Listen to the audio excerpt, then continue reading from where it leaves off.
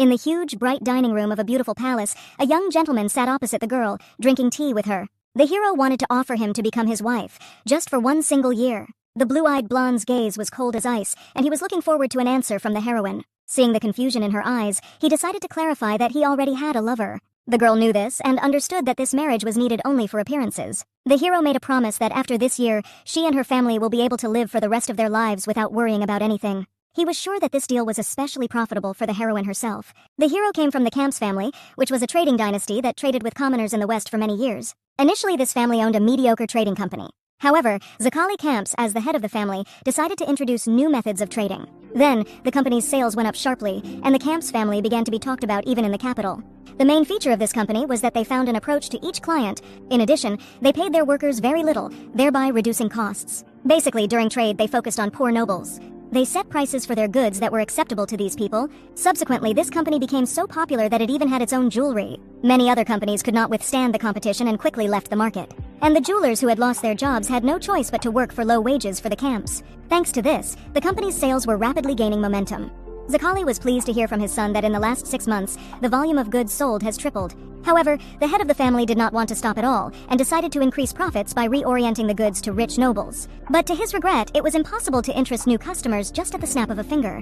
So Zakali, who had no connections, set his sights on the barony of Follett. This is a poor noble family with small holdings in the eastern-western provinces of the empire. The only thing that remained for this family was their noble status. Among the ancestors of the Follett family, there were officials who held high positions in the capital. For their faithful service, the Folletts were given land holdings, which they own to this day. Having learned about the deplorable situation of this family, Zakali Camps offered them a marriage of convenience. Baron Follett did not agree to this step under any pretext, not wanting to marry one of his dear daughters to a member of the Camps family. However, he still had to take this step in order to save his subjects. Thus, the eldest daughter of the Follett family married one of the sons of the Camps family. Thanks to their title, Zakali's company was able to break into the highest circles of society. Thanks to this, he was now able to deal directly with wealthy nobles as a commoner. The eldest daughter of the Baron's family, named Judith Kroyne von Follett, and to her surprise her husband from the Camps family, Leonard, immediately proposed a divorce to her.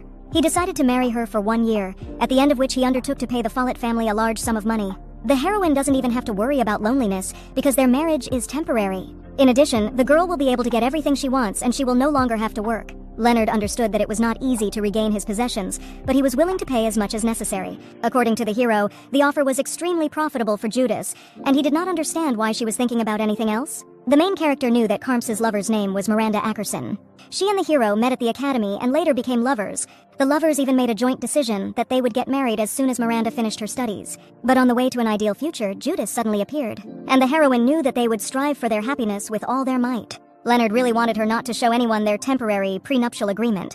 It had 3 rules, and the first was that husband and wife should live in different places. The second point was that they should not be alone under any circumstances. And the third final condition was that the real wife of the hero was exclusively Miranda. While the heroine played the role of just a temporary cover, Judy wondered more than once what her reward would be for this life as a living ghost. In the event of a divorce, a noblewoman, unlike a commoner, will be forced to live with the shameful stigma of an inferior woman. Everything that a divorced noblewoman will do will a priori be considered vulgar and unworthy. In order to avoid this, a noble girl must live with her husband, no matter how unbearable her life may be. However, Leonard cruelly deprived Judy of a happy future, and in the end, she agreed to take the path of a socially despised, inferior woman. In order to protect everything that is dear to her, the heroine agreed to a temporary marriage under a contract.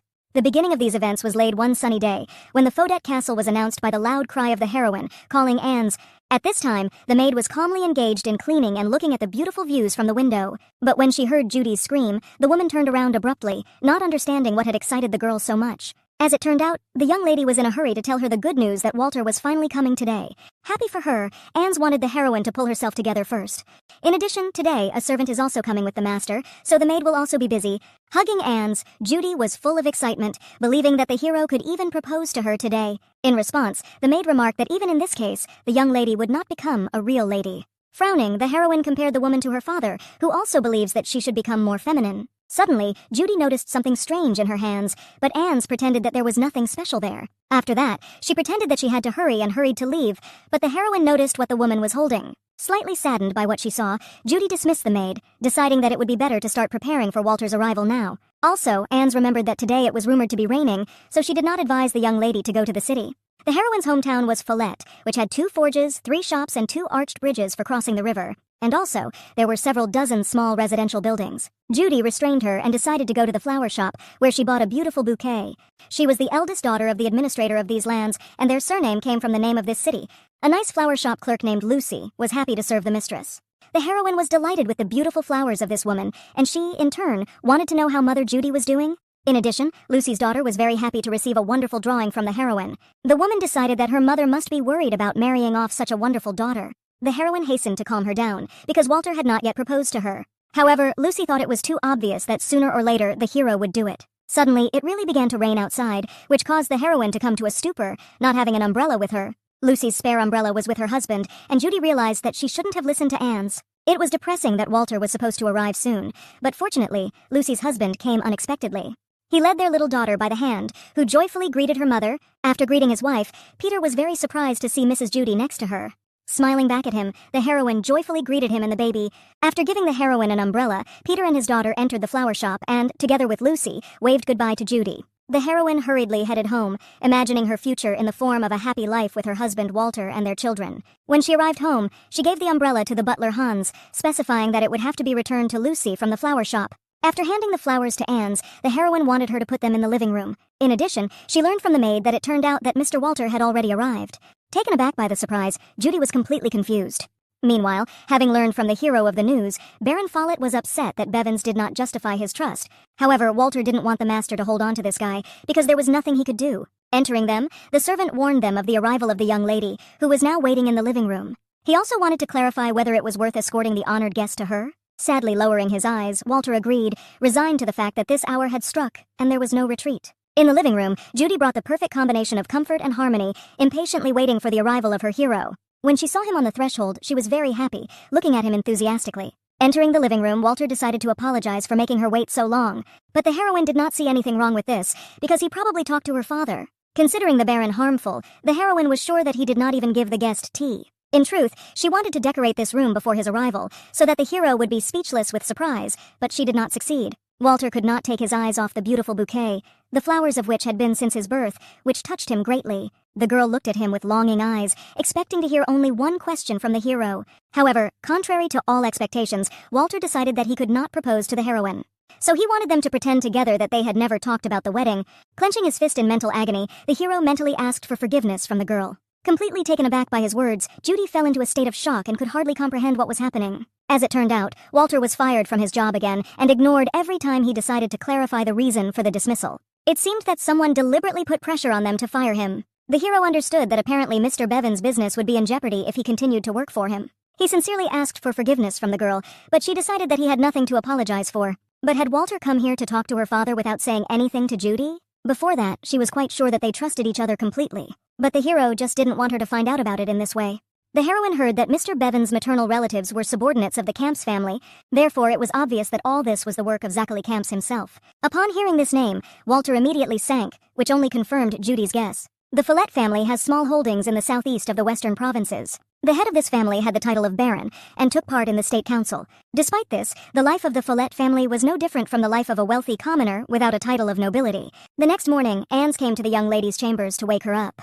Judging by the expression on her face, the maid concluded that the heroine did not sleep until late at night. Seeing a book on the basics of trade next to her bed, Anne's was surprised by its sheer thickness. As it turned out, Judy had been in a bad mood yesterday, and after Walter left, she read the whole book in one gulp. Admiring the success of her mistress in her studies, the maid decided that if she did enter the academy, she would become the most successful student. Smiling shyly in response, the heroine did not want to go anywhere at all. In fact, she felt that her father had taught her much more than she could have been taught at the academy. In addition, if the heroine enters, then her sisters will find themselves in a difficult situation. Therefore, she was quite satisfied with her homeschooling, which touched the maid very much.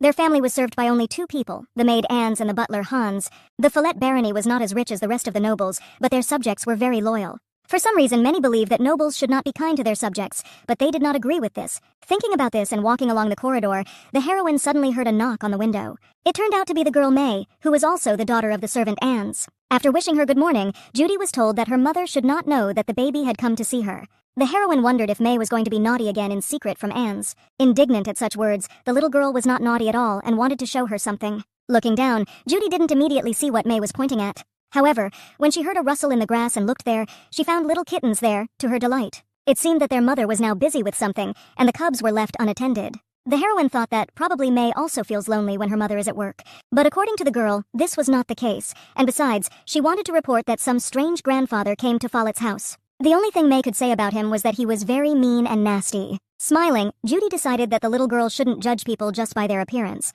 However, the girl argued that this grandfather had a very scary face. Looking carefully at the heroine, she wondered if she was really bad because she spoke so about people. Judy knew that sometimes children were very perceptive, like baby animals relying on instinct. At that moment, she did not yet know the terror hanging over their family. Later, meeting the butler, the heroine wondered why her father did not notify her of the arrival of unusual guests. According to Hans, not so long ago a stranger did come to the master, but everything was not so simple. Judy wondered if this stranger had already left their house. As it turned out, this was so, and moreover, the master himself drove him away. Taken aback by what she heard, the girl could not understand who could anger her father so much. But Hans decided that she should go directly to the Baron for details. Agreeing, Judy followed into the house, completely confused. Of course, my father loves to do harm, but still he is a rather calm and reasonable person. In addition to this, it is quite difficult to anger him, which puzzled the heroine even more. The man who came to visit them must be very old, since May called him grandfather. It was also safe to say that he was not a local. It is unlikely that my father would have been angry if this man had been a city dweller. Therefore, Judy was completely sure that this visitor came from a distant land.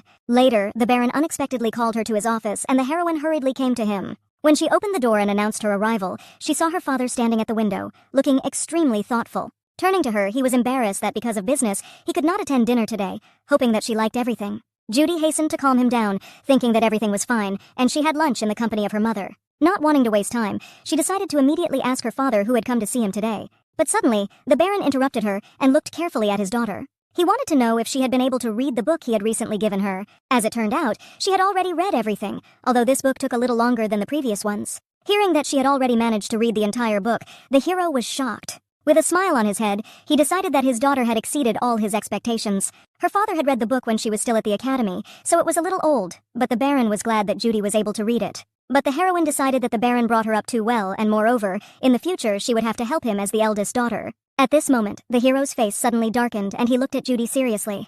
With a bow of his head and a sigh, he decided that she was indeed his eldest daughter. Then the heroine wanted to know even more who exactly came to him today. Looking down, her father didn't want her to know about it at all. There was no choice, and hoping that the daughter would forgive her worthless father, the hero decided to talk about her marriage. From these words, Judy was shocked, because everything was extremely difficult for her and Walter. The hero knew this, although he remembered how much his heroine wanted to marry him. However, they did not take into account the unexpected visit of Camps, which turned everything upside down. Horrified by this news, the girl hoped with all her heart that she had heard. The Camps family owns the largest trading company on the western part of the mainland. All the people think this family is a real bastard, and did Zakali really visit them? As it turned out, it was really him, and the Baron was shocked by how suddenly this man appeared. Moreover, he wanted the hero to marry his eldest daughter to one of his sons. Dismayed by what she heard, the heroine did not understand what it even meant. However, she was immediately relieved to hear from her father that he had refused. Both he and Judy were well aware of the reputation of the Camps family among people. They take advantage of the naivety and stupidity of many aristocrats to enrich themselves with their help. In addition, they force commoner workers to work for next to nothing. Even if there had been no conversation with Walter, the hero would never have married his daughter to such scoundrels. Knowing that none of the Follets would approve of this, he flatly refused Zakali, but it seemed to have the opposite effect. The old man only became more stubborn and looked at the Baron menacingly with his serpentine eyes. The hero should not have looked down on Zakali as if he were an ordinary commoner. The Baron could argue as much as he wanted, but the old man decided that at all costs he would get his daughter. If he wanted, he could also destroy these worthless possessions, because the Camps family was strong enough to do so. Before leaving, Zakali decided to warn the hero that he would certainly regret what had happened. After a while, the heroine was beside herself with rage, not understanding what to do next. Running to her room, she quickly sat down at the table, frantically trying to come up with a plan of action. Anne's knocked on her door and wanted to give the young lady a message from Mr. Walter. However, now the girl was unable to perceive any information and did not want to hear anything. Realizing her condition, the maid did not insist and quietly walked away from the room. But before that, she wished the lady a good rest and recuperation. At this moment, Judy realized that Zakali was absolutely right that time. He suddenly showed up 2 months ago to try to marry his son and the heroine, but the Baron was furious and chased Camps away, who decided that they would still regret it. Shortly after Zakali's visit, Walter was unexpectedly fired from his job. The hero worked for this company for 10 years, performing his duties perfectly. For his impeccable work, he earned the trust of the owner and was soon to be promoted. Instead, however, Walter received an unexplained dismissal, peppered with a pathetic apology from his former boss. Be that as it may, there is no doubt that this was also the work of this old man. To recover from the blow, the hero got a new job in another company. But he was fired from there very quickly, and then he decided to try his luck again. And after that, at every new job, over and over again, they found all sorts of excuses to fire Walter. He constantly lost his new job, apparently for no reason, and the heroine could not help him in any way. The only thing she could do was bring him a cup of tea every time he came to visit them. Judy hugged him, admiring how hard the hero was trying for her. And even in such harsh days, the hero found the strength not to give up and continue looking for a job. Realizing that all this was the work of Zakalia, the heroine was in a furious rage. Today, when Walter came to see her again, he shocked her with his decision not to marry. Judy tried to reason with him, considering herself a very talented person. Thanks to this, they did not have to live in Follett's possessions and could go to distant lands. She believed that they could try to find work where the old man could not get them. In addition, with his skills, Walter will be able to get used to any workplace. The heroine believed that one title was not enough to keep her here. Therefore, she believed that they could start a new life away from here, but the hero was against it. With every word she spoke, he felt terrible pain, as if a blade was being carried in his heart. Judith didn't need to pretend now, much less try to sacrifice herself. After all, Walter knew perfectly well that she loved her homeland like no one else. Ever since he was a child, he had been watching the girl he believed to be his princess. And the hero was more than sure that she had a great day in the circle of loyal subjects. Everyone in this city sincerely loved the heroine and took care of her in every possible way. She could not even imagine how much the locals cherished her. In addition, judging by her words, Judith had forgotten their main dream of a lifetime. She and the hero dreamed of living in peace and harmony, and this small piece of paradise on earth called Follett. Therefore, the heroine first needed to understand that this applies not only to the two of them. Besides, Walter wasn't sure if this escape would help them in any way at all. After all, no matter what happens, it will certainly affect even the inhabitants of the city. Hearing this, Judy felt an icy chill on her back, stupefying. If they continued to resist desperately, Zakali would simply change his methods. And now, the main problem was that the heroine's subjects were in danger.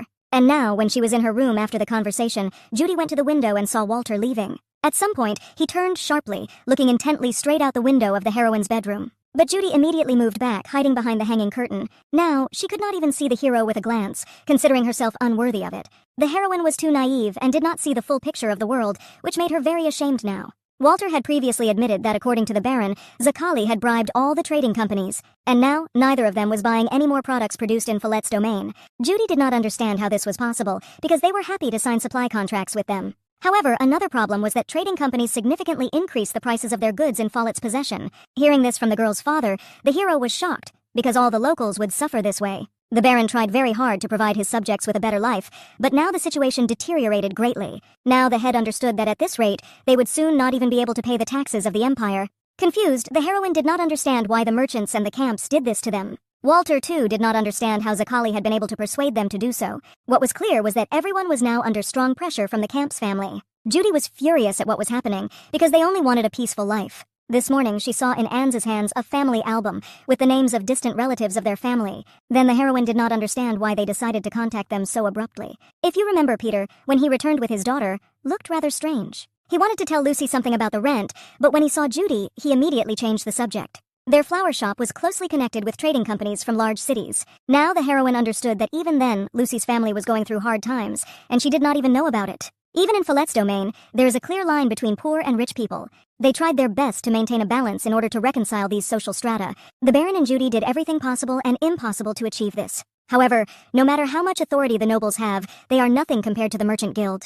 They could not guarantee the continued prosperity of the business, because the Merchant Guild could take advantage of the influence of large companies. Thus, as if nothing had happened, it could destroy the lives of poor people. That bastard Zakali must have taken advantage of this, which was extremely cruel on his part. The old man did not seem to know how hard it was for the poor, although he was a commoner himself. Maintaining a balance between different segments of the population was one of the policies of the Follett family. Surely this did not suit the merchants from the guild, because they felt pinched. It was they that the old man, who knows how to manipulate people perfectly, took advantage of. Judy's young man, named Walter McRegan, lived in Follett's property as a child. As a young man, he gained recognition from those around him, being an incredibly skilled merchant. At that time, he often came to their estate on business matters. Thus, over time, Judy and the hero fell in love with each other. One day, she was sitting on a lonely bench in a beautiful forest and reading a book, when suddenly, she heard footsteps behind her. Turning around and seeing Walter, the heroine was surprised that he had already returned from the capital. At the request of his beloved, he brought her a collection of various poems, which made her very happy. Judy knew that it must have been difficult for him to get him, but Walter was glad he was able to help. In truth, he left a small gift inside the collection and wanted the heroine to watch it when she had time. Holding the collection close to her, Judy could hardly resist the urge to open it immediately. Soon, she ran into her room like lightning, stunned Anne's greatly. Closing the door and opening the book, the heroine, to her surprise, did not see anything. However, from each sheet of this collection, a very pleasant aroma emanated. Sniffing, Judy realized that it was the smell of a squill flower, which is a symbol of eternal love. Now the heroine knew that Walter would always love her, no matter what. And now, he refused the much-desired wedding to protect his bride from Zakali. However, Judy was well aware that the hero was trying to protect not only the two of them. In fact, he wants to protect absolutely everything that is dear to his beloved. Protecting Follett was tantamount to protecting the heroine and vice versa. But Judy could no longer sit idly by, and she wanted to take action too. As she left the room, she called Anne's to her, wanting to give the maid a little errand. Hearing that the heroine wanted to write a note to her father, the woman was very surprised. So Judy wanted her to bring her a writing pen and a piece of paper. However, when she learned that the girl also needed a seal with the coat of arms of their family, the maid was completely taken aback. After a while, Hans met a worried Anne's near the heroine's chambers. The woman was very happy to see the butler, however, her eyes were full of confusion. Seeing this, Hans hastened to clarify what exactly had happened to the maid. Hearing in response that it seems that Walter confessed everything to the heroine, the butler was horrified. Now he realized that the gentleman was really not so worried in vain. The young lady simply could not sit idly by, finding out the real state of affairs. At this time, she was sitting at her desk and hurriedly scribbling a letter to her father. As the eldest daughter of the Follett family, in order to save her family and homeland, she decided to take this desperate step. In order to protect her family's honor and possessions, she was willing to do everything in her power. According to imperial customs, it is the parents who decide whom their child will marry. But as for the noble families, this rule was observed much more strictly, and for the prosperity of the people, it was necessary to make the right choice. Judy may love Walter, but he is still a commoner, and if she marries him, she will be forced to give up the title of Baroness. Obviously, this will not help ensure the prosperity of the Follett family in any way. The heroine knew that her father wished her only happiness, and that was why he allowed her to marry her beloved. The girl decided that she would not have enough life to repay him for his kindness. A little later, Hans knocked on the Baron's office, hoping that the gentleman was not busy at the moment. Inviting him in, the hero sat in heavy thought and wondered what news the butler had brought.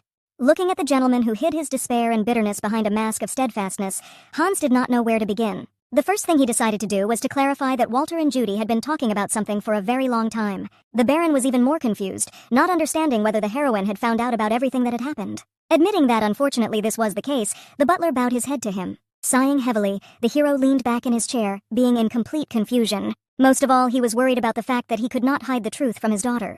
There was something else, but Hans wasn't sure if he had the right to say such things to his master. He thought that the young lady should know about this, and also about what the Baron had discussed with Walter. The hero agreed with him, deciding that sooner or later she would find out anyway. In addition, Mrs. Judy gave the butler a letter written especially for her father. The Baron was very surprised by the letter, and the presence of their family seal on it greatly alarmed him. In the letter, the girl decided that she was no longer just his dear daughter. She wanted her to see her as the heiress of the Follett family, whose duty it was to protect the honor and possessions of her family. Now their family and lands were under great threat, and she already knew about everything. Taking advantage of the authority of his trading company, Zakali camps forced the merchant guild to go against their family. My father himself knew that if this continued, their lands would become impoverished, and their subjects would suffer. In addition, they had absolutely no funds to save the family. If their subjects are in poverty, they will no longer be able to pay taxes. In this case, the Follett family will lose the right to manage these lands. And the heroine was more than sure that if they turned to their relatives for help, the emperor would certainly find out about it. Stoll is an influential and serious man, no matter how he can get away with such a nobleman, whoever he is. Therefore, from that moment on, Judy no longer dared to think about her own happiness. Even if she marries Walter, or they continue to resist the camps, there will be only one outcome in any case. Roald Follett and his loyal subjects will suffer incessantly. Therefore, hoping for the wisdom and understanding of her father, the heroine saw only one way out of this situation. She herself decided that she should marry the son of Zakali camps.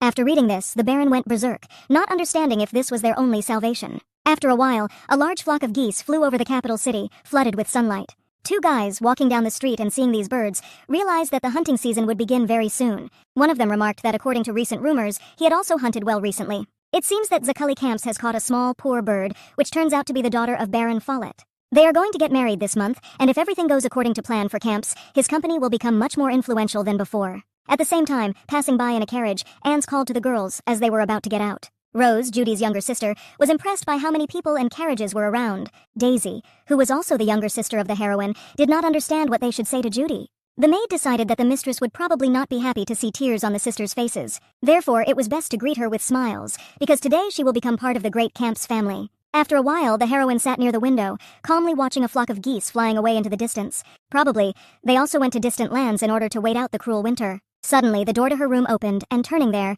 Judy saw her sisters. Very happy with their arrival, the heroine wondered how things were now in Follett's possessions. As it turned out, thanks to Judy, their family was not only left alone, but even gave them money.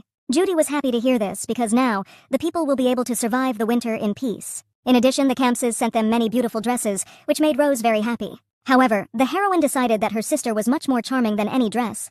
The little girl jumped with happiness, believing that since Judy was getting married, she would now be able to wear such dresses every day. Her words infuriated Daisy, because didn't Ruche realize the seriousness of the situation? Covering her mouth with her hand, Anne's decided that the lady needed to prepare for the ceremony, and they should go to the Baron. Looking at her, Judy agreed that the time was approaching. Very soon the ceremony will begin, immediately after which a completely new life will begin. However, the heroine could not stop thinking that for her this was not the beginning, but rather the end. Soon, the banquet hall was completely filled with guests who came from different parts of the world. Two stately noblewomen, noticing the heroine with her mother, began to shower them with compliments non-stop. Judy was grateful to them for honoring her with their visit. But it could not be otherwise, because these women were their distant, but relatives. However, the ladies noticed that this stench did not leave them until the heroine's room. The girl's mother did not understand what they meant, and looked at them in surprise. Apparently, Zakali invited many commoners to the wedding, who tried their best to get close to influential nobles. These commoners had nothing but money, so their children looked like crows, wearing peacock feathers. The ladies were shocked, because don't they understand that for nobles, marrying a commoner is the greatest shame?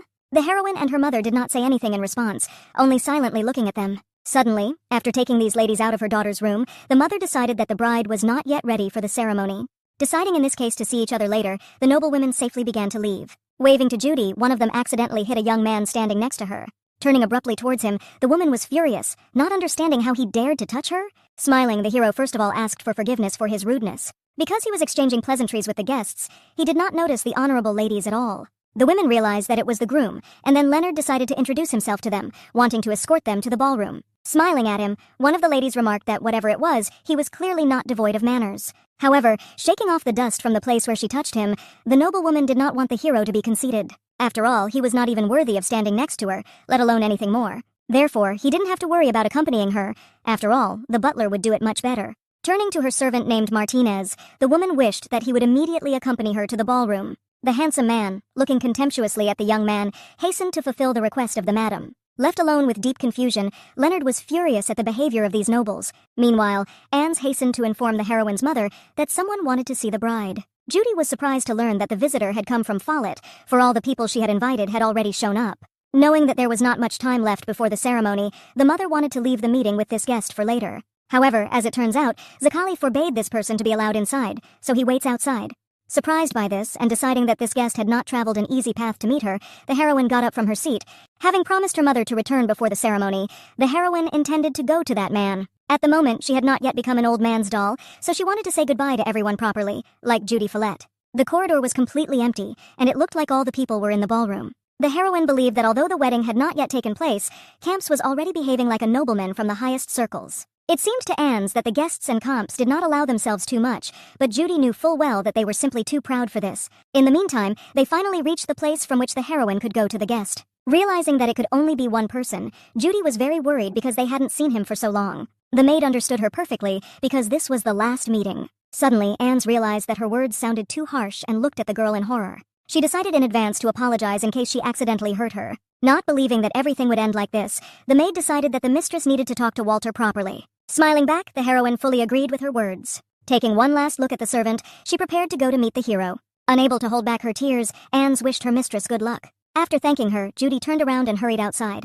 Going outside, she found herself on a small veranda overlooking a beautiful garden. Upon seeing her, Walter was shocked at how well the heroine's dress suited her. The hero also did not want her to be angry with Anne's, because it was he who persuaded the maid to call her. Struggling to control her emotions, Judy turned her head in his direction. Walking up to her, Walter decided that he had not seen her for a long time. Making an annoyed look, the girl was shocked that he so unceremoniously tore her away from the engagement. Moreover, doesn't the hero realize how dangerous it is for her to talk to him like this? She was sure that he would be in trouble if their meeting was known, so it was better for him to return to Follett right away. After listening to her, Walter remembered that since that day, he had not received a single message or even an invitation to the wedding. But Judy was angry that she and her father were hiding everything from her, and she couldn't even think about how hard it was for everyone around her.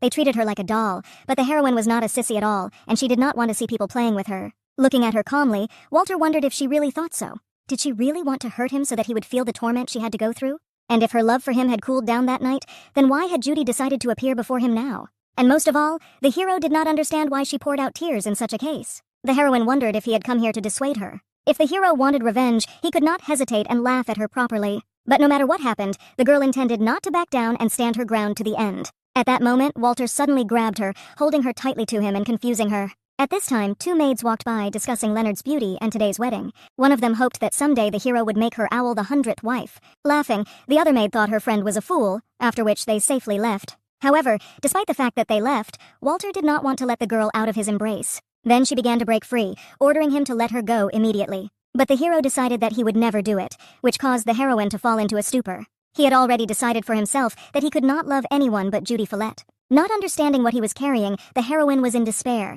because she could no longer give vent to her feelings. However, Walter was also completely reluctant to make Judy his property. He had never thought of anything like this before, and it was the same now. The hero sincerely hoped that his princess would always remember him. From now on, his body and soul will forever belong only to her. Everything she loved, her homeland and family, Walter intended to protect at all costs, even at the cost of his own life. So he only wanted her to always remember that she had once been Judy Follett. No matter what difficulties he has to face, the hero will never forget her, and he will always remember the carefree time they spent together. Walter decided that he would always keep these memories in his heart, and after that, he approached the girl's face with his lips, wanting to kiss her for the first and last time. The hero was the first person who devoted everything he had to the heroine, but she could not reciprocate him. On the way back, Judy never turned around, saying goodbye to her first love forever. Her wedding to Leonard went the way Zakali wanted, but as a child, the heroine imagined everything differently. In addition, it will be difficult for the girl to get used to her husband, given that she met him only today. The only consolation was that because of the thick veil in front of her face,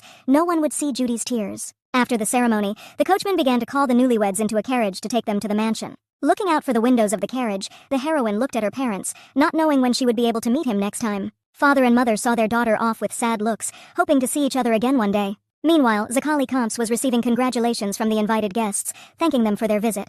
Turning around, he suddenly looked at the carriage and met Judy's eyes. Realizing that he had now become her father-in-law, the girl did not know if she would have the courage to meet him face-to-face one day. However, be that as it may, one of his sons became her husband, and the heroine turned her gaze to him. Leonard Kamps sat across from her, staring out the window with an extremely thoughtful look. Suddenly, he abruptly shifted his gaze to his wife, causing her to shudder sharply. At this moment, the heroine wondered, what does he think about this wedding? And how would her life have turned out if, for example, he was categorically against it? However, it didn't make any sense because everything had already happened. Arriving at the mansion, they were met by the head of the maids, Diana, together with her subordinates, wanting to do everything for the comfort and coziness of the newlyweds. Looking at the gigantic mansion building, Judy was shocked by its size. Suddenly, Leonard wanted to be left alone, and only his wife had to be taken care of. Abruptly approaching the heroine, Diana snatched the luggage from her hands, wanting to deliver it to the room. Not expecting such harshness, the heroine felt embarrassed by such behavior. As soon as she entered the Kamps' domain, her knees trembled. Confused, Judy didn't know what kind of life she was going to have in such a place. On the way to her room, she learned from the maid that from that day on, this mansion would be her new home. Noticing that this building was incredibly spacious, the girl counted on Diana's care. Hearing these words, the head of the maids immediately turned to her, looking dissatisfied. In her opinion, the heroine missed the fact that from that time on, she was the same commoner as all of them. Therefore, the maids are not at all obliged to fulfill her requests, since she is not a mistress here. The other maids looked mockingly at the girl, who had not expected this at all. But gathering her thoughts, the heroine decided that from now on, she really should respect others more. As a commoner, she was determined to do everything possible not to complicate the life of the servants of this mansion. Shocked by such an answer from the lips of a former noblewoman, Diana froze on the spot in surprise. The others were also perplexed when they heard that Judy did not consider herself their mistress, and was ready to take responsibility for looking after the house. She was sure that if they all united, then any problems would be manageable. After standing in a stupor for a while, Diana turned sharply and headed back to the girls' chambers. Smiling, the heroine looked hopefully after the maid, after which she went after her. Arriving at the chambers, Diana left the heroine's luggage inside, hoping that it would not be difficult for her to sort it out herself. Entering inside, the heroine was shocked by the grandeur and scale of her chambers. On the one hand, the interior of this room looked a little outdated. However, even so, it was clear that this was one of the best options among the possible ones. And despite the old-fashioned design, everything looked extremely sophisticated, as if she was in a fairy tale. Turning to Diana, the heroine decided that the woman had done an excellent job. At this moment, the head maid noticed a very strange gait in the girl. Realizing what was going on, she decided that the heroine should strain her back more when walking. By doing as she said, the girl hoped that she was doing everything right. Diana decided that if she planned to continue living in this mansion, then she should be more confident in herself. No one living here would snuggle with a princess who had never seen the world outside the mansion. The reason was that the Kamps family did not need useless people. Therefore, the newly made mistress had to find something with which she could help this family. Otherwise, Kamps will immediately get rid of her without the slightest doubt. Meanwhile, in another part of the mansion, the servants were happily greeting their master. However, in response, he began to shout furiously at them, ordering them to close their mouths and get to work. Seeing the dirt around, he did not understand whether his father had sent him to live in a poor man's hut. One of the servants was new and was shocked by what was happening, while the others advised him to bow lower. The hero arrived in a great rage, rushing to his room. Going in there and throwing the jacket to the servant, he ordered whiskey with ice to be brought to him immediately. Apologizing to the master, the hero immediately ran to carry out the order. Soon he brought whiskey with ice, moving the tray towards the master with trembling hands. Taking the glass, Leonard now wanted to be completely alone, and the servant immediately left him. The hero remembered how not so long ago he gave a decisive refusal to his father for a marriage of convenience because he already had a beloved. However, Zakali believed that with his irresponsible behavior, his son was a disgrace to the name of the family. And had he forgotten that marriage was the most important tool for doing business? However, Leonard believed that the company was doing well without this stupid marriage. In response, he received a blow in the face from his father, who did not understand how his son dared to raise his voice at him. If Miranda dares to oppose this marriage, she will become an outcast throughout the empire. One word from Zakali and people will consider her a fraud who got close to their family for money. No matter how much they argued, the father could not be persuaded, and then the hero decided to send a letter to Miranda and tell her about what had happened. The letter reached her very quickly, and only when she finished reading, the girl immediately tore it up. Leonard thought that this would be the end of their relationship, but suddenly he received a response letter from the girl. In it, Miranda detailed a plan to get out of this hopeless situation. The hero was very surprised, as he believed that she hated his entire family, including him. But what was written in her letter was a simple and at the same time ingenious plan. It said that it looked like Miranda would have to return her wedding ring to him after all. However, the plan was to return this ring back to her exactly in a year. His father ordered him to marry Baron Follette's daughter, but he did not forbid him to divorce her. Within a year, the Camps family will be able to make enough connections with the nobles from the upper echelons, and among the clients of their company, there will be many new buyers who have already established themselves, and then, Zakali will no longer have a reason to refuse his son to marry his beloved. And then, for sure, no one else will ever be able to stand in their way. The Follette family is not powerful enough to interfere with their plan. If the hero announces a divorce to them, they will not be able to say a word against it. And then finally, the wedding ring will return to its rightful owner. Leonard will keep his promise in the past, and will certainly marry Miranda. They will have a wedding that only the nobility from the highest circles can afford, and will make everyone envy them. Being impressed by what he read, the hero was amazed at how smart his beloved was. But in a reply letter, he decided to clarify that since we are talking about the daughter of the Baron, he will not be able to divorce her for no apparent reason. Therefore, it was necessary to come up with a suitable reason for this, but here Miranda found a way out. It was necessary to entrust the girl with the management of the affairs of their company and load her with impossible work. Now she is a commoner, which means she is obliged to help in the management of the Camps company. She will have to do this, and at the same time, the heroine will have to look after the mansion, as befits a good hostess. No matter how hard the work is, she will never be able to refuse, because it will harm her reputation. Sooner or later, it will reach its limit and begin to make mistakes, after which it will be condemned. Of course, it is the hero's father who will not like this most of all. Realizing that this was a fairly weighty reason for divorce, Leonard considered his beloved a real genius. No matter how you look at it, Miranda surpassed his noble wife in all respects. His lover was much more elegant and beautiful than that girl who had not seen real life. Even during the wedding, there was something strange that puzzled the hero very much. Even though it was a joyous event, this noble woman cried as they walked down the aisle. But no matter how pathetic it was, now it was necessary to develop a plan and start acting. Summoning a servant, Leonard set the whiskey down on the table and began to put on his jacket hurriedly. When the servant came, the hero wanted him to send his wife to the court garden. Besides, on Leonard's orders, she would have to come alone just like him. The hero decided that his wife and he needed to talk about their future married life. Soon, Diana personally came to the mistress to convey her master's invitation. Looking at the woman in surprise, the heroine obediently agreed. While waiting for her in the summer kitchen, Leonard ordered more sweets to be brought for his wife. However, unfortunately, a very unpleasant conversation awaits her, which amused him very much. Later, Judy joined him and a maid brought them hot tea. After thanking the servant, the hero sent her away, ordering no one to come to them. Looking at the heroine, he decided that she now looked completely different than at the ceremony. Leonard was annoyed by her mediocre clothes and appearance, which did not at all correspond to the status of a noblewoman. From his father, he learned about the reason why the girl's family agreed to this marriage. Before that, the hero wondered why the Baron agreed to marry his precious daughter to a commoner. Laughing maliciously at her, he couldn't believe that her family was on the verge of collapse. In addition, he remembered that it was Zakali who gave them a tidy sum so that they could get married.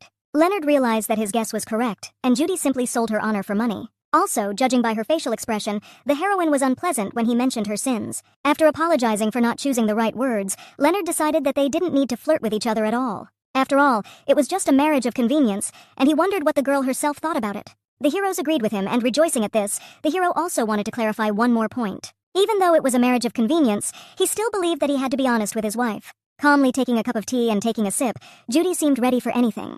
However, the words that he already had a lover confused her. Therefore, Leonard wanted her to play the role of spouses only during official events. Seeing the amazement in her eyes, the hero became embarrassed and decided to confess everything. His beloved was called Miranda, and she was proud and elegant as a red rose. In the academy where they studied, everyone knew her as a very talented student. Leonard was over the moon when such a beautiful girl reciprocated his feelings. While he described their love story in detail, the hero carefully watched Judy. During all this time, the heroine did not make the slightest movement and did not even move an eyelid. At the end of the story, Leonard noticed that he and his beloved were not going to give up on their promise. He also hoped that in the process of conversation he was not rude and did not offend the girl. She sat with a thoughtful look and looked sadly at the tea in her cup, realizing what she had heard. After that, the heroine suddenly came to the conclusion that she understands his feelings like no one else. Being shocked by the words he heard, the hero stared at her in bewilderment. The fact that she thought she understood his feelings was completely confusing. Concluding that she also apparently had someone, Leonard did not understand why, when he looked at her face, he began to get so angry. In his mind, he told her not to even dare to think that she understood him even a little, because she had married him only for the money. But instead, he decided that it was even better, because it meant that none of them would be left alone after the divorce. Grinning, Leonard decided that the heroine was incredibly lucky that there was a person in this world who was ready to take a woman with a flaw. The girl's hands trembled with excitement, and she decided to clarify what kind of divorce he was referring to. Grinning, the hero was pleased that Judy was very surprised. Deciding not to pour water, he admitted that he just wanted to divorce her. She herself, probably, has already realized that there is no point in being together with a person you do not love. However, the heroine knew that the main problem was her current husband's father.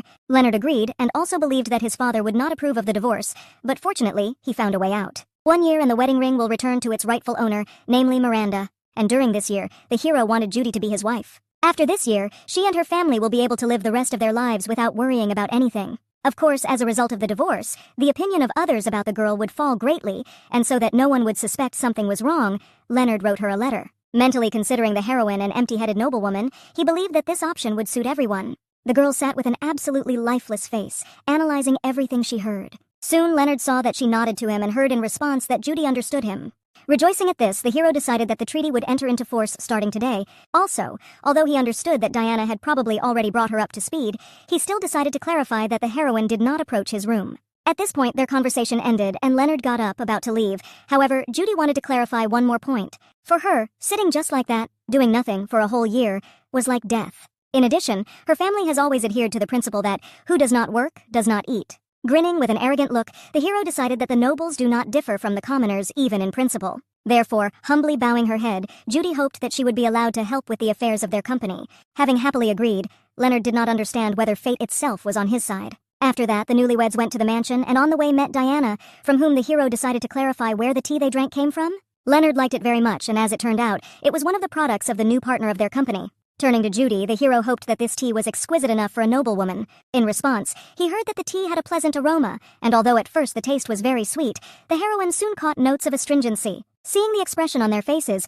she tried to express herself more simply, deciding that she liked the tea. Suddenly, a wonderful idea struck the hero, and now he wanted the servants to ask Judy for his opinion on the new product. Starting today, she will help run the business of camps. For all questions, you can contact her, because with the noble upbringing of a girl, her opinion can be extremely useful. Diana looked at her mistress skeptically, narrowing her eyes in displeasure. The rest of the maids looked at her as a non-entity, reluctantly agreeing to the master's order. Bowing in curtsy, the heroine intended to make every effort, hoping that she could be useful. This irritated Diana even more, who abruptly turned away, unable to contain her emotions. Immediately afterward, she ordered Judy to follow her and took her to the camp's family library. In the middle of a huge room, there was a large desk, at which the heroine would work. There were giant shelves with an endless number of books around, and according to the maid, any trade begins with documents. In the Camps family, all decisions are made through careful calculations, so the documents contain all the information about the transactions made. From these words, Judy concluded that this room could rightfully be considered the archive of the Camps company. Looking at the girl suspiciously, Diana was puzzled by her conclusion, although it turned out to be correct. Initially, having received information from the master that the heroine would work for them, the head maid did not know where to organize her office. When Diana heard from Leonard that she just needed to put a table in the document storage, she was shocked, because there was a lot of important information there. But according to the hero, the father keeps the most important information to himself, and besides, Judy probably does not have the necessary education, and this, in turn, means that most of the professional vocabulary will simply be incomprehensible to her. Therefore now the woman was a little puzzled by how accurate the heroine defined this place. But deciding not to worry in vain, she clarified that the maids would bring her all the necessary documents, so nothing could be touched here. According to the gentleman, the girl could start working starting today. Her working day will last as long as that of ordinary people. However, Diana was sure that Leonard had already told his wife about all the details. Judy remembered him saying that she shouldn't expect leniency just because it was her first time doing it. They were not just people, but camps, and they could not afford to lose their reputation for anything. Hearing Leonard's quoted words from the heroine's lips, the maid was glad that she understood everything. His wife Zakali and Leonard's mother also expects a lot from her daughter-in-law. According to this woman, behind any successful man, there is a successful woman, because personal connections are important for business. Therefore, the wife is also obliged to take part in tea parties or banquets. When Judy heard that she needed to start preparing for the event, she wanted to clarify how often she would have to attend tea parties. Diana decided that the more often, the better, and as soon as the girl finished with the affairs of the company, she should immediately start preparing. And besides, the heroine will be able to devote time to herself only when she fulfills her duties. After these words, the woman left the library, slamming the door behind her and leaving the girl alone. Now Judy is finally convinced that this place is her prison. Upon learning that Leonard had a lover, the girl was momentarily overwhelmed with anger, because did Zakali not even spare his son? It is possible that the hero shares her opinion about this marriage, and for sure he even agrees with her. Even though they endured the same pain instead of compassion, Leonard gave her a contemptuous look. He behaved quite arrogantly, as he is well aware of the fate of divorced women. Even during the tea party, the girl realized that he just wanted to take revenge on her. After all, if it were not for her, the hero would be able to marry the girl he loves. In addition, he clearly took Judy for a fool, otherwise he did not agree so easily. In their marriage contract, there are simply incredible numbers, but what is really behind them? Will the heroine be able to live her old life when she receives this money? And if she could get back to Walter, he would surely hold her to his chest again and feel sorry for her. However, will Judy become free, or will Zakali try to steal her again? If she keeps running away, she will never be free, so you need to become stronger and protect everything that is dear. After reading several documents, the girl saw many difficult words, the meaning of which she did not yet understand. But she was determined to figure everything out and reveal all the secrets of camps. Leonard was very mistaken in it, and the heroine is not going to give up just like that. Her revenge has just begun, and soon, Judy will make the camps answer for everything. The next morning, after saying good morning to one of the maids, Diana wanted her to work hard. She also wanted those who worked at night to go and have breakfast, and in addition, it was necessary to wake up the young mistress. She ordered one of the maids to do it, deciding that it was almost working time. Considering this a real test, the girl hurried to carry out the order with pain and a shudder. Standing in front of Judy's chambers, the maid was exhausted from the fact that she was the one who was forced to wake this noblewoman. In addition, the young lady worked until dawn, and it is unlikely that she has already woken up. The heroine's room was the most beautiful in the entire camp's mansion, but at the same time, the loneliest. After calling out to the mistress and receiving no answer, the girl decided to enter on her own. But suddenly, she heard the voice of the mistress, who had not yet invited her inside. Sitting quietly on the couch and reading a book, Judy waited for the maid, and if the working day had already begun, she was ready to go to the archives. The heroine was frightened when the maid opened the door without asking, and so now she hoped that next time, she would wait a little. The maid apologized, not wanting to frighten her, but as the room was quiet, she decided that the lady was still resting. At this time, Zakali with his wife and son were having breakfast in the dining room, talking about various topics. As soon as Judy walked in and said good morning, everyone fell silent and their eyes were fixed on her. The girl apologized for her lateness, which happened due to the fact that she worked until the morning. In addition, she was glad to finally see everyone because this was their first meeting. Deciding to close his eyes for the first time, Zakali ordered her to sit next to her husband. Sitting down in the indicated place, Judy began to eat, elegantly observing the etiquette. The wife of the head of the family was surprised that the nobles even ate in a special way, because the sound of cutlery was not heard from her at all. Leonard wanted to object, because they also did not knock during meals, but the woman decided that he should be more modest. Smiling at her husband, the heroine decided that everyone can master etiquette, regardless of their status. Smiling maliciously, the mother of the family thought that her daughter-in-law was not devoid of manners, but apparently she was mistaken. Laughing, the woman could not believe that she began to lecture right in front of her husband. At this moment, Judy froze in place in surprise, staring at her. Zakali decided that his wife should not intimidate the girl, so it was better to close the topic. Much more interesting was what he had recently heard from his son about the heroine's desire to help their family with affairs in the company. Considering her a real smart girl, the head wondered if his wife really didn't think so. The woman agreed, because after the wedding, Judy ceased to be a noblewoman, which means she was obliged to help her new family. However, according to Zakali's wife, the most important task for any wife was to give birth to an heir. She also believed that one child would not be enough, so it would be better to give birth to 2 boys at once. After all, a penny is worth a wife who could not cope with such a simple task. Coughing, Leonard decided that they had just got married and it was too early to talk about children. Shocked by such an awkward situation, Judy did not understand whether they should think about children if they were not real spouses. She decided that she loves children and wants to have more than one child. Besides, they must be able to raise them properly. For example, if a married couple has only one child, this will be quite enough as long as he is well brought up and successful. Judy admired the fact that the head and his wife had raised their only son so well. Surely the woman knew that their upbringing would be perfect, so she did not give birth to a second child. Dismayed by her words, Madame stood up with a shudder, deciding that she had suddenly lost her appetite and should leave. In addition, she no longer saw the difference between the heroine and the commoners, because there was absolutely no elegance in her. Zakali was surprised by her doubts, for she was definitely the daughter of Baron Follett, but as it turned out, that was not what the woman meant. The mother also hoped that her son remembered his promise to go shopping with her. Judy knew that Madame wanted to appear as feminine as possible in front of Leonard, confident that it would hurt her. Surely she was taught from childhood that a woman who did not give birth to a child was useless, so she constantly compared herself with others. It was rumored that in her youth, Madame even suffered from infertility, and was worried about what people would think, because she could not even give birth to a daughter. Therefore, she most likely would not even object if Zakali brought a mistress to the house. Then, in the worst case, she would only have a divorce, but one day, she still gave birth to Leonard. Since then, it has become a real treasure for her, determining her value. The woman wanted to make him the person she wanted to be and therefore valued him more than anything else. She was afraid that someone might hurt her, so she changed her attitude towards others, becoming so arrogant. Therefore, Madame Comps did not cause anything but compassion, and the heroine was not going to take revenge on her at all. After finishing the meal, Judy decided to find out if she would be allowed to study economics so that she could help them with their business even more. Shocked by her request, Zakali decided that only men should do such difficult things. Of course, he appreciated her enthusiasm very much, but it was better for the girl to keep quiet and not get involved in such things. The heroine was puzzled by such a refusal because she wanted to help in the development of the company. But Leonard immediately ordered her not to contradict her father, who says obvious things, and the strange thing is that she does not understand this. The head decided that instead of economics, Judy should study how society works, and the best way would be to get her a job in one of the stores. Women are more suitable for communicating with customers and fixing orders, so she will work as a store staff. After receiving Judy's words of gratitude, Zakali thought that while she had her flaws, she could do things that others couldn't. He hoped that she would forgive his wife, who just still can't let go of her son. Deciding that there is nothing sweeter than the love of a parent for his child, the heroine was not offended at all, because she wanted to take revenge only on him. During the day, the streets of the city were quite noisy, and there was an atmosphere of bustle and haste in the air. Some have discussed recent rumors that one of the camp's workers suddenly lost consciousness due to overwork. At this time, in the jewelry store of this family, employees offered customers to take 2 goods for the price of 1. Avel, who worked as a consultant there, helped with the selection of products at this time. Suddenly, the door to the jewelry store swung open, and one of the employees announced that the head would arrive in about 5 minutes. Avel, like the rest of the workers, was completely confused, after which everyone quickly began to put things in perfect order. Entering the store, Zakali hoped to hear that all employees were meeting the established quota. To do this, he demanded to bring him a report on each employee, because fools should not receive as much money as others. At that moment, the front door opened again, and a pretty lady entered the store, greeting everyone.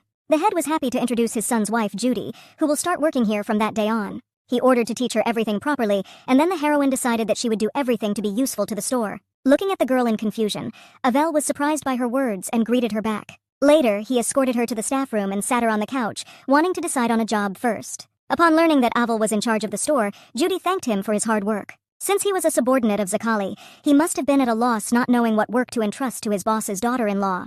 For the heroine, it was a great chance, and she needs to give her best and learn everything she can. To begin with, she wanted to do some household tasks, but Avel decided that dirty work would not suit a noble lady. However, Judy saw no reason to worry, because now she was only a commoner. Besides, the head himself ordered to train her. The girl was determined to do her job properly, and she didn't want to embarrass the store at all. Wanting to be considered an ordinary newcomer to the store, Judy quickly changed her clothes and went out into the hall. All the workers who saw her were shocked by how beautiful she looked in her work dress. Also admiring her beauty, Madame Abi introduced herself to the heroine, intending to take care of her training. According to Avel, all the counselors had gone through this woman's teachings, so everyone respected her and came to her in times of need. Deciding that the hero was overpraising her, the madam turned to Judy, realizing that since this was her first experience, it was better to start with something simple. The girl didn't want them to be so worried. After all, the nobility was just a title, and there were few people living in their lands due to the lack of hands. Therefore, even living in her domain, the heroine helped her subjects with everyday worries, and sometimes even worked in the field. The staff were shocked, wondering if she was really doing this as a noblewoman.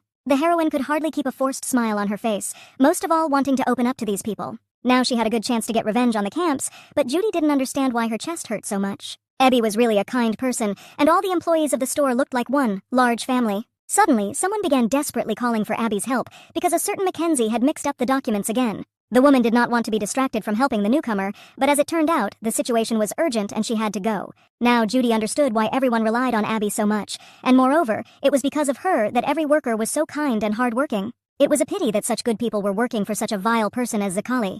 Thinking that under the guidance of this woman, Mackenzie would certainly become a first-class employee, the heroine turned her gaze to the cash register. While one cashier politely served a customer, a friend girl stood aside, confused. It was obvious from her appearance that she had been working here for a long time, and Judy wanted to talk to her. Smiling at her, the heroine understood that it was probably an extremely difficult task to work with clients. In the evening, when the working day came to an end, one of the young employees decided to leave first, as she had an appointment. The rest planned to go somewhere together, choosing a restaurant together. Looking at Judy, Abby decided to find out if her young master would come to pick up the young mistress. Probably in this case, the newlyweds will be embarrassed to sit in the company of some strangers. However, the heroine was sure that Leonard would not come for her, because after all, he was very busy. At the same time, she understood that the hero was probably drinking in some club now, because he did not care about the affairs of the company or his fake wife. Then the employees began to beg the girl to sit with them, but unfortunately, she was strictly instructed not to stay late after work. Smiling, Abby decided that the young master had been too strict with his wife. Avel decided to support the heroine,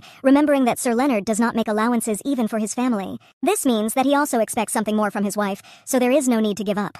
Thanking them for their support, Judy did not even have time to notice how she cried from these kind words. But suddenly, the hero went into the store to pick up his wife, which made everyone stupor. After apologizing for his late arrival, Leonard was delayed by some business, and he knew that Judy must have had a hard time on the first day. Shouting with delight, the employees of the store knew that the young master would certainly come for his wife.